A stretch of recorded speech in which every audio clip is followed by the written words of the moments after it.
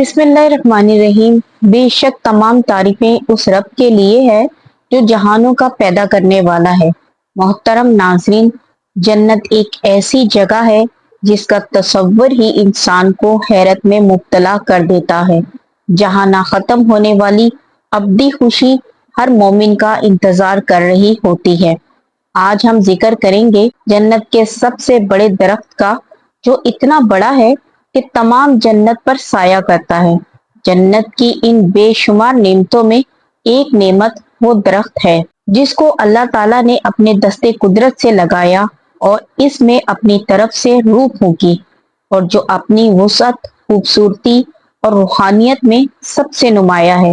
جی ہاں ناظرین، یہ درخت جنت کے تمام درختوں سے بڑا ہے اور اس کا سایہ ایسا ہے کہ اس کے سائے میں سفر کرنے والا 100 سال تک بھی سفر کرے تو اس کا سایہ ختم نہ ہوگا۔ کہا جاتا ہے کہ اس کی پتیوں سے جنتی لباس تیار کیا جائے گا اور اس کے سائے میں بیٹھنے والے کو ایسی خوشی اور مسرت نصیب ہوگی جو اس نے پہلے کبھی محسوس نہ کی ہوگی، اور اس کی خوشبو جنت کے ماحول کو معطر کر دے گی۔ یہ درخت نہ صرف ایک روحانی علامت ہے بلکہ یہ درخت اللہ کی عظمت اور جنت کی لافانی نعمتوں کی طرف اشارہ کرتا ہے۔ یہ جنتی پر اسرار درخت طوبا کا درخت کہلاتا ہے۔ حضرت مغیث رحمت اللہ فرماتے ہیں کہ طوبا جنت میں ایک درخت ہے۔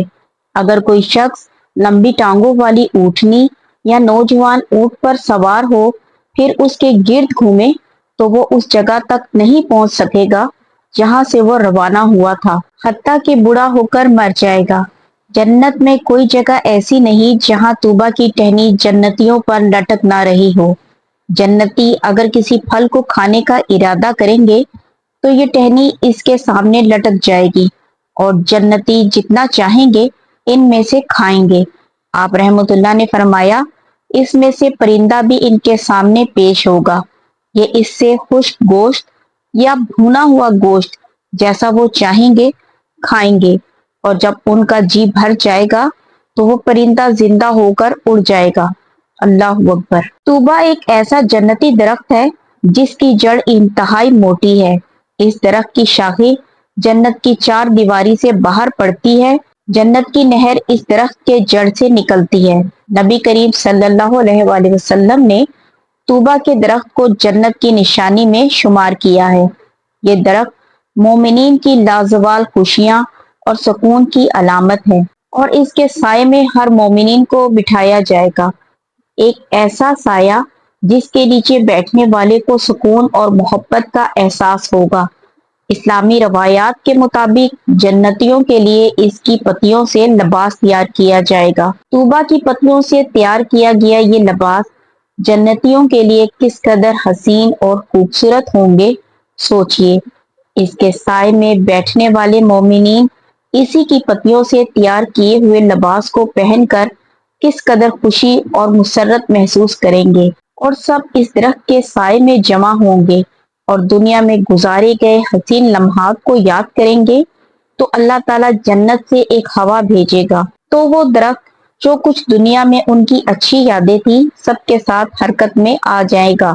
یعنی نہ صرف اس سے جنتی لباس بنایا جائے گا بلکہ مومنین جس بھی چیز کی خواہش کریں گے اللہ کے حکم سے وہ درخت پھٹے گا اور وہ چیز اس مومن کے لیے باہر آ جائے گی۔ ایک مرتبہ ایک شخص نے نبی کریم صلی اللہ علیہ وآلہ وسلم سے عرض کیا، یا رسول اللہ، اس آدمی کے لیے طوبا ہو جس نے آپ کی زیارت کی ہو، آپ پر ایمان لایا ہو۔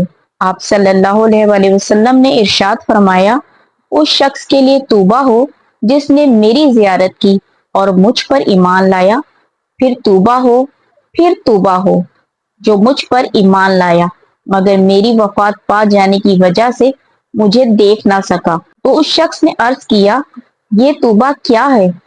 آپ صلی اللہ علیہ وآلہ وسلم نے فرمایا، جنت میں ایک درخت ہے جس کی مسافت 100 سال کی ہے۔ اللہ اکبر۔